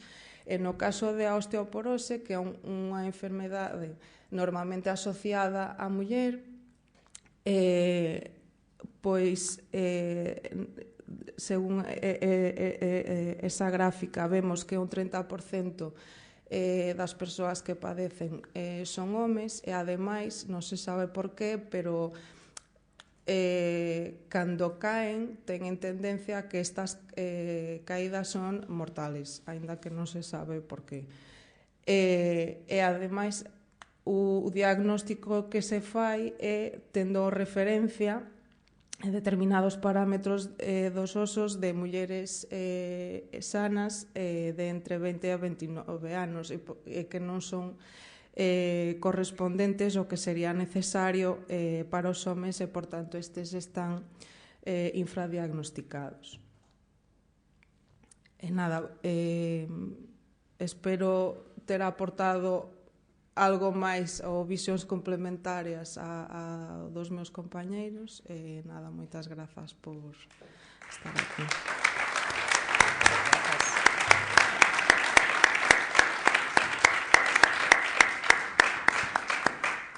Bueno, moitas grazas aos tres polas vosas visións, sí, creo que complementarias, en algúns casos solapándose, ofrecendo perspectivas novas sobre anatomía, sobre tamén escrita, sobre representación de mulleres en diversos eidos. Non sei se tendes algunha cuestión que vos gustaría facer, algún comentario, algunha maneira de abrir o debate. Ou entre vos. Aí hai unha. Aquí, non te ves. Estou mirando arriba. Aquí, Susana. Félix. Hola. Los datos que has puesto, bueno, que hemos visto, los había visto ya, los he visto siempre como foto fija. ¿Tenemos alguna idea de tendencias de si eso está cambiando o no? A mejor, a peor? Histórico, ¿no? Sí, non sei que non cambia. O curioso é que nos últimos, non sei cantos anos vin hoxe, desde 1990 e algo, hai unha gráfica no CSIC, hai unha gráfica que además está animada, pasa que xa me parecía demasiado poñer moitas cousas, pero non cambia nada. No. Nada. É impresionante, o estable que... E era unha cousa que decía antes, que da igual o país onde o fagas, hai países que empezaron con estas cousas e esta menor discriminación da muller no eido laboral, no eido social, e siguen tendo exactamente as mesmas gráficas. Se comparas os números de España cos números de Finlandia, son clavados. O sea, que non sei de onde ven. Eu, unha cousa que non discutimos, que deixei por aí así, e que despois Marilar dixo, que hai unha caída nas carreiras investigadoras, un abandono xusto no momento do embarazo. E eu dixen que non había unha causa biolóxica, ou sí, e referíame precisamente a ese punto. Porque unha muller abandona xusto despois de ter un neno? E aí é certo que hai unhas cuestións sociais que che poden empuxar desde pequena a que no momento que tes un neno eso é o máis importante da túa vida e telo que facer, pero é indubidable que hai uns condicionantes biolóxicos que tamén establecen unha serie de vínculos co neno que son máis fortes evolutivamente entre a nai e o neno ou a nena que o pai. Entón, que parte da bioloxía e que parte da sociedade é moi difícil de diferenciar. Marilar dixo moi ben, os cerebros son moi plásticos. Entón, no momento que o cerebro o exposa ao mundo, xa o cambiastes. Canto o cambias? Esa é unha discusión que non ten solución de momento. Marilar ten algo. Si, eu é que son bióloga, fixen sobre a aprendizaxe da evolución e creo na bioloxía e na xenética o sustiño nada máis, o sustiño. Entón, pois, a ver, o que sí sabemos é que desde o momento do nacemento hai unha presión social ambiental brutal, porque incluso é que hai un montón de estudos feitos desde hai tempo que collen un bebé o colocan, seguro que o mellor algúns os lestedes, bueno, nun lugar destes que se pode gravar, onde hai un vidro tal, e lle poñen a metade das veces o mesmo bebé colocan un nome de neno e a metade un nome de nena, non? Son a niña. E entón entra unha persoa, da igual que sexa home ou muller, e é un comportamento radicalmente distinto. Estamos falando dun bebé, ai, tal, que o miño tan forte, non sei que, os homes non choran, non sei que, a nena, ai, que riquiña, e que tal. É que é radicalmente diferente, non? E despois, aquí falouse do momento das diferenzas, e, por exemplo, de avaliadores e todo eso, pero tamén hai un estudo do ano 87, ou así, que foi replicado en 2018, de dar un exame de física, o mesmo, asinado por un estudante teóricamente home e teóricamente muller.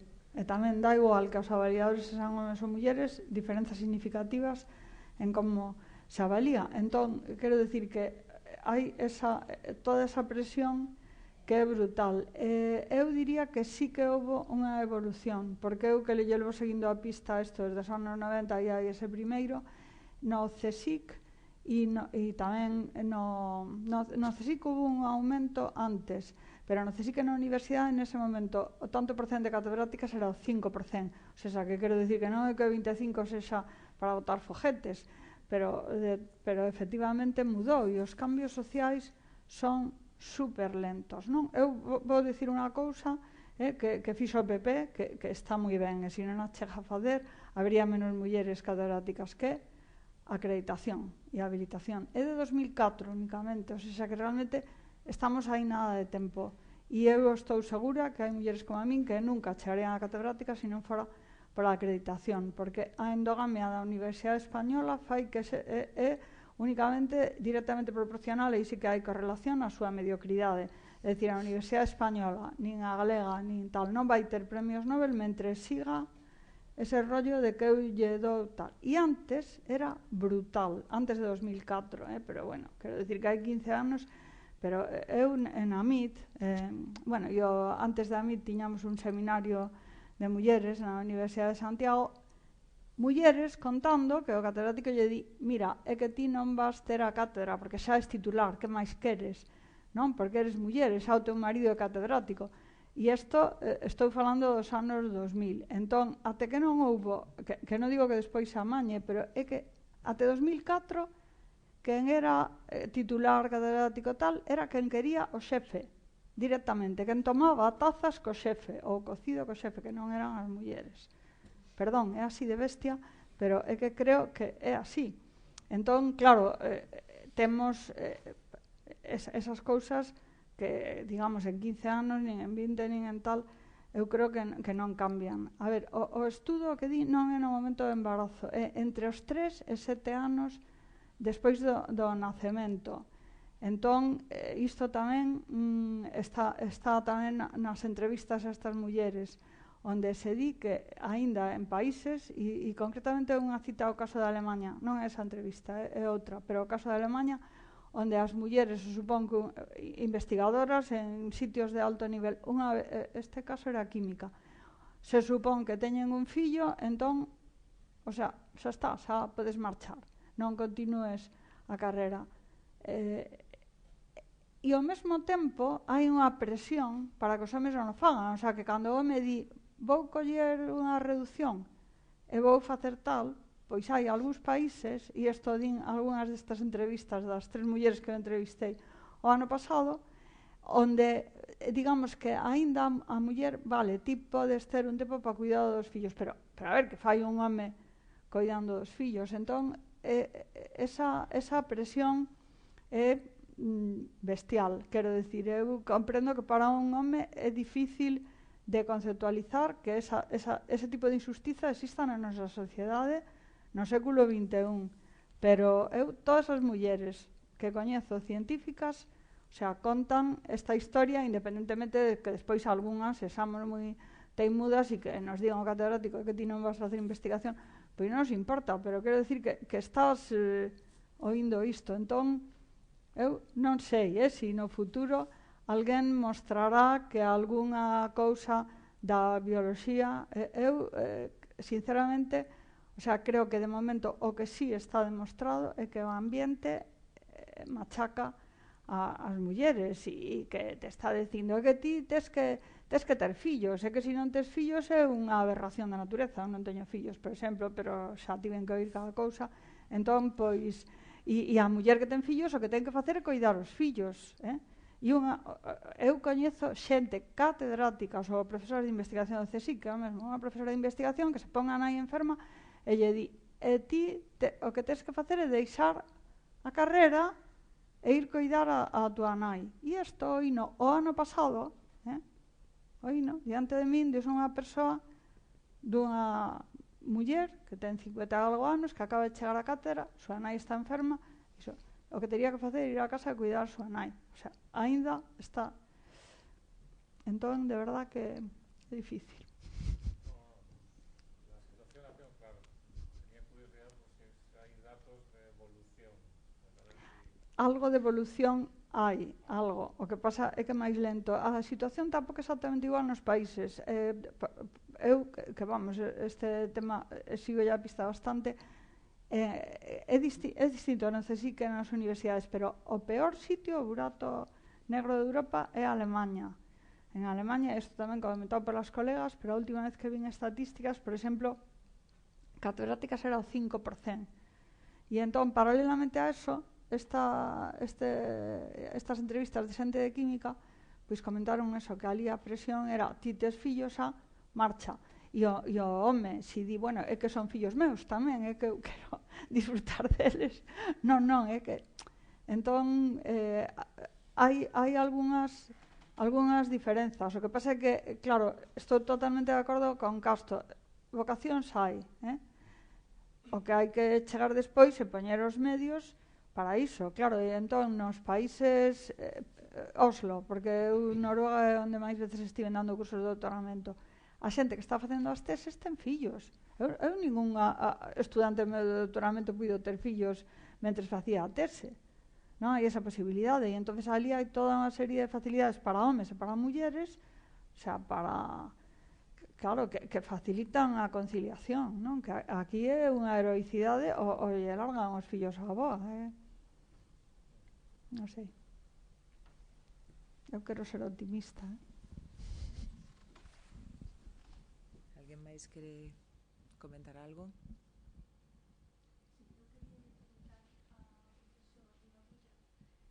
Psique e cerebro é a mesma cousa, ou onde está. Sí, perdón. Psique. Psique e cerebro. Bueno, así que é unha creación do cerebro. Ao final, é unha creación do cerebro. En outro sitio non pode estar. Non hai nada máis. Quedo pasmada. Por qué? Porque me parece moi forte, Do cerebro e do ambiente. Do cerebro e do ambiente. No, en un momento concreto do cerebro. Como se chegou a ese momento depende do ambiente tamén. Claro. Pero o que crea, así que estamos falando da consciencia, do que é unha persoa. Da consciencia, sí, da conciencia. Eso, a mente. A mente é unha do creación cerebro. da actividade do cerebro en cada momento. Claro. Como se chegou a ese momento concreto, pois sí que depende do ambiente, da xenética, de moitas cousas, en que porcentaxe podemos discutir moito, pero claro, non hai outro sitio onde poda sair. Se a vostede lle quitan o cerebro, non hai nin psique nin nada. O sea, non hai nada. De feito, a morte, cando unha persoa morre, non é por cando se lle para o corazón. A morte cerebral é cando se para o cerebro. Non, sí, evidente. E aí acabouse a película. Me gusta moito a argumentación de Marilar Alexandre, porque, efectivamente, agora hai tanta investigación que calquera se pode contradicir que un asesino en serie non ten nada no cerebro diferente a outra persoa, se contenden ben. E... Sí que ten diferente. Es que antes pensei que sí decía Claro, eu decía que sí hai diferencia. Ai, Dios mío, pero eso pero non significa, logo... pero eso ten diferencias nunhas partes do cerebro, pero eso non significa que non poda ser moi listo ou menos listo. que iso é o que vou, as diferencias que poden existir tamén entre homes e mulleres determinan comportamentos, e as diferencias entre o seu cerebro e o meu determinan comportamentos, pero iso non significa que usted non sexa máis lista que min. Pero, bueno, é igual, deixámoslo.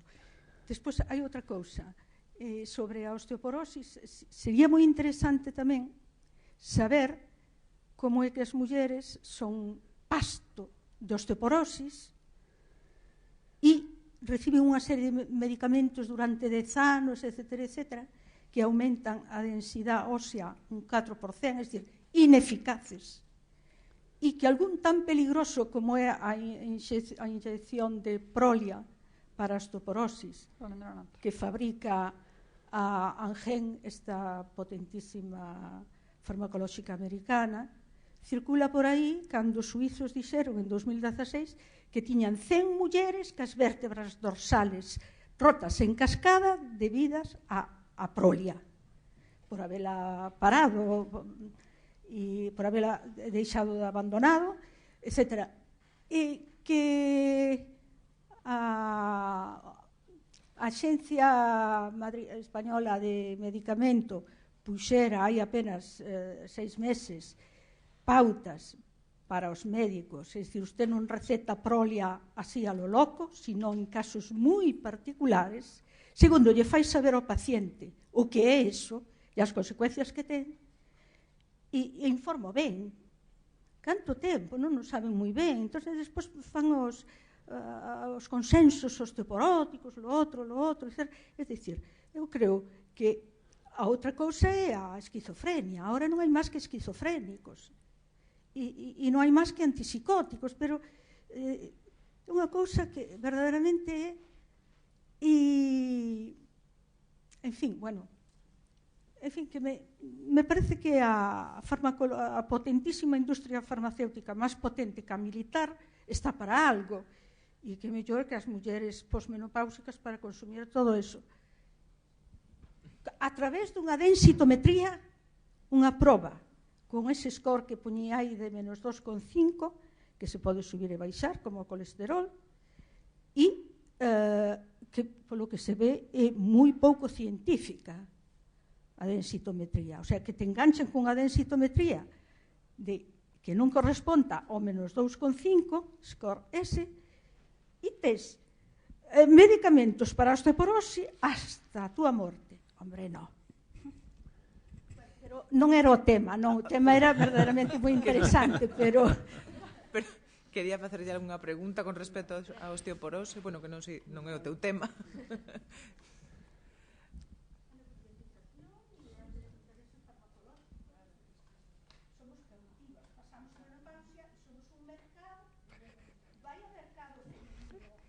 Descubriron.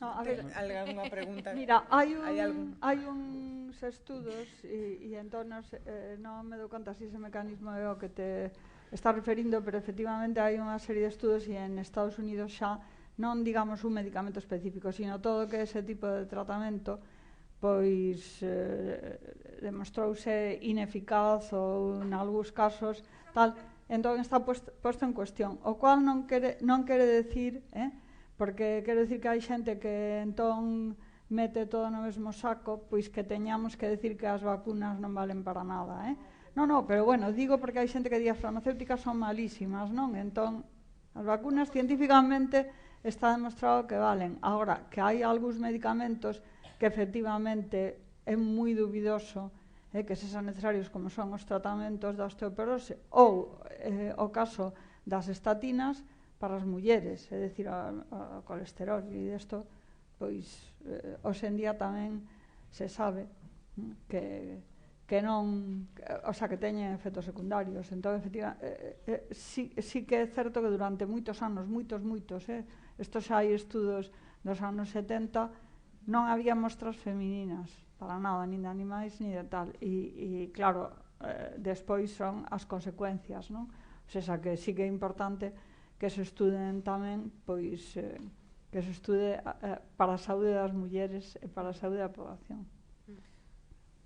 Sí, que se investiga a anatomía das mulleres ou os seus cerebros, pero non para mal, non? Como dicía Castro ao principio. Non para facer comparacións que non veñen a conta. Para eses suprematistas. Bueno, non sei se alguén máis quere facer algún comentario. Eu quería pechar con unha preguntiña breve para os tres. Xa son as 10:10, así que temos pouquiño tempo. Creo que quedou claro que hai diferencias, non, anatómicas entre homes e mulleres. Pensades que estudar e publicar esas diferencias a respecto do cerebro corre o perigo de alimentar o neurosexismo, ese termo que acuñou Cordelia Fine, que ti a mencionaches antes, que realmente serve para reforzar os prexuizos e estereotipos que hai a respecto de homes e mulleres en sociedade, ou que é necesario? Porque, non sei, de existiren, esas diferencias son máis significativas e estruturais que as que pode haber, por exemplo, entre unha muller que deu a luz e outra que non deu a luz, ou unha persoa que é músico e outra que non o é. Bueno, ti xa contestaches iso, non? Que realmente hai diferencias entre todos os grupos de persoas. Sí, eu creo que se se atopa diferencias non hai ninguna razón para non contalas. Claro. O que temos que cuidar é as conclusións que sacamos de esas diferencias, que ese é o problema sempre. E iso é certo, que decía Marilar que a sociedade ainda hoxe, non nos 90, non en 1900, non Gregorio Marañón, non fai falta ir tan atrás, hoxe sigue tendo uns prexuicios e parece que está intentando xustificar eses prexuicios. Entón, ese é o problema. Pero, en principio, a ciencia e a investigación non ten por que non poñer de manifesto esas diferencias se existen. Claro. Pero claro, eu creo que unha cousa é poñer, o sea, decir, non hai que ocultar nunca resultados de estudos, non? E ademais eu creo que os casos que tratou Joana, pois está claro que é importante coñecer especificamente aspectos da saúde das mulleres. E, bueno, ti falaches dos infartos e iso hai estudos, pero incluso posteriores a do 91, non? Mostrando todos os problemas, pero se poderían poñer outros exemplos. Entón, iso é importante. Outra cosa son estes estudos comparativos.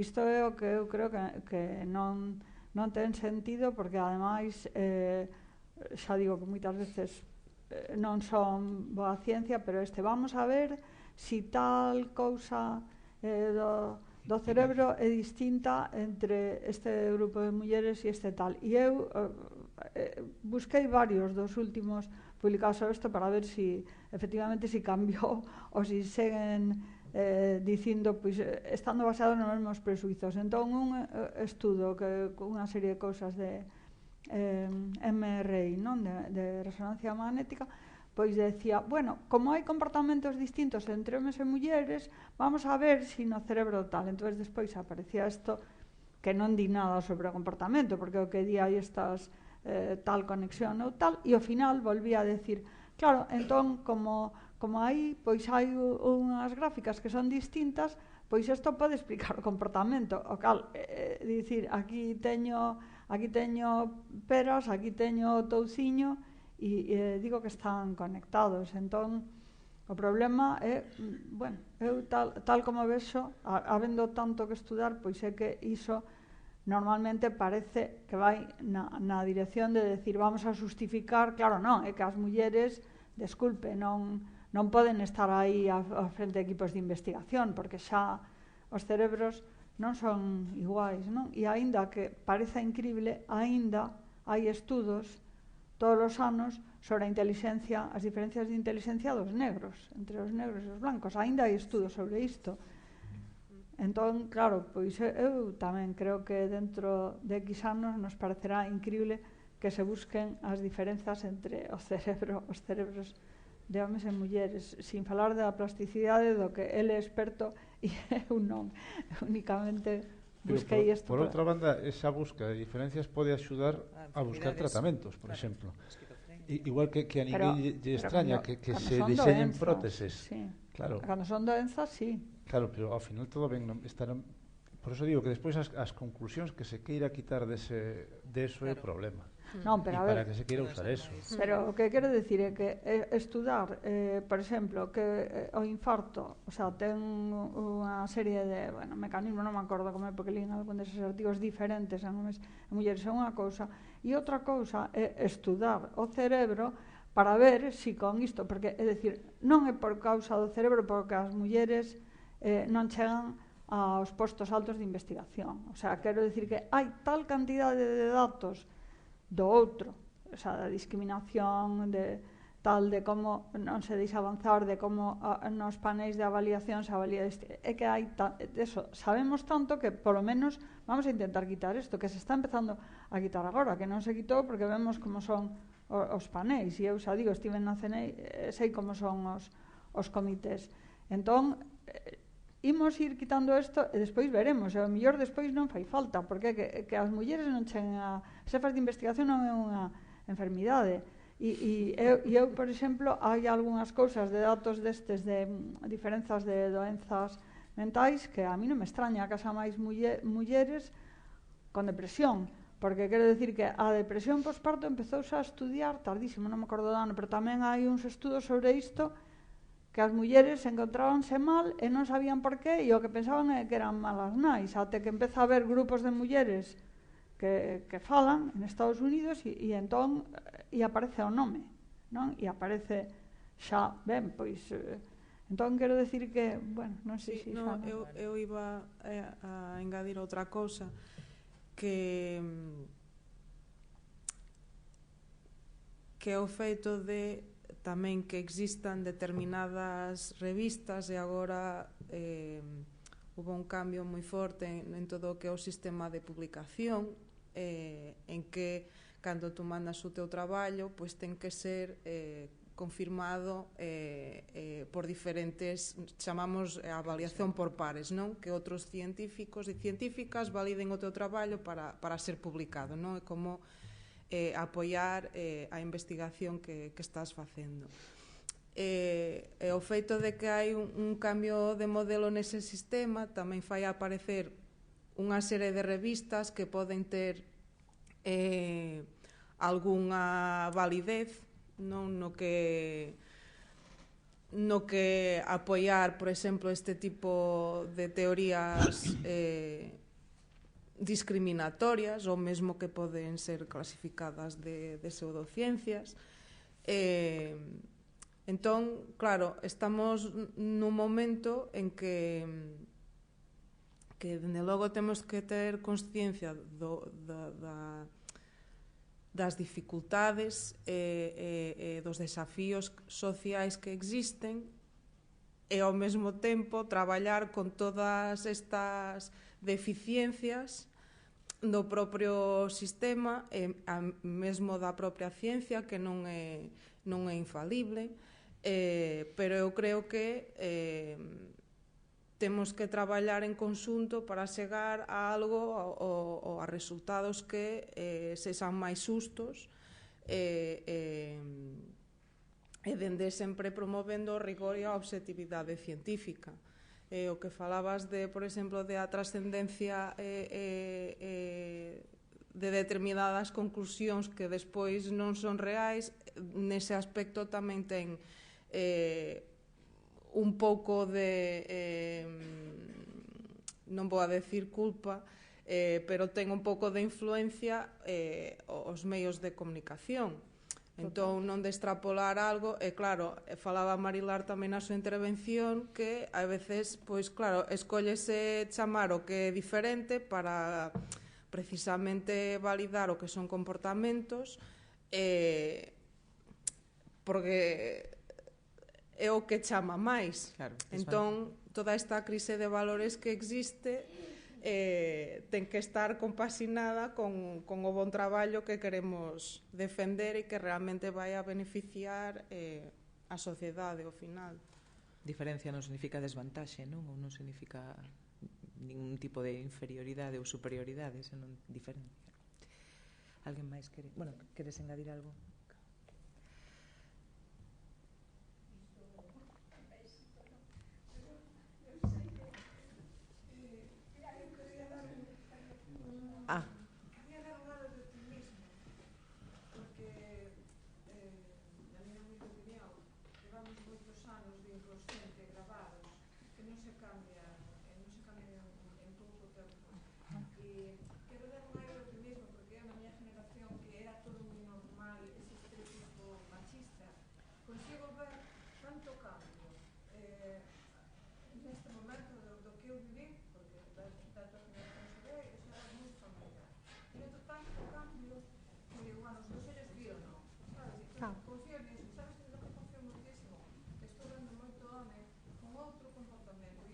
ser un modelo que vai exponencialmente crear outra actitude, porque decías moi interesante de como nos referimos a un bebé neno e nena solo polo nome, é que iso é un mecanismo inconsciente, está moi grabado, pero confío nestes modelos de homes que están dando leccións a novas xeracións, porque creo que aí está clave, modelos de homes.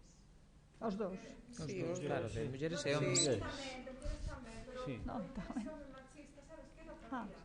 Entón, os nenos están aprendendo a ver outra maneira de funcionar, porque non solas non chegan. Non solas non chega, ten que ver ese, bueno, é a miña humilde opinión. Sí, sí. Sí. E hai cada vez máis modelos de homes noutro rol. E entón confío, é un algo de optimismo. Sí, sí. Pues moitas grazas.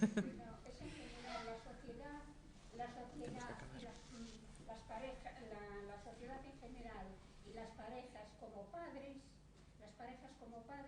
son las que podrían promover todo ese cambio. Moitas grazas. Bueno, non queda tempo xa para máis intervencións. Moitísimas grazas pola vosa presencia activa e grazas aos nosos convidados por descerebrarnos un poquinho máis.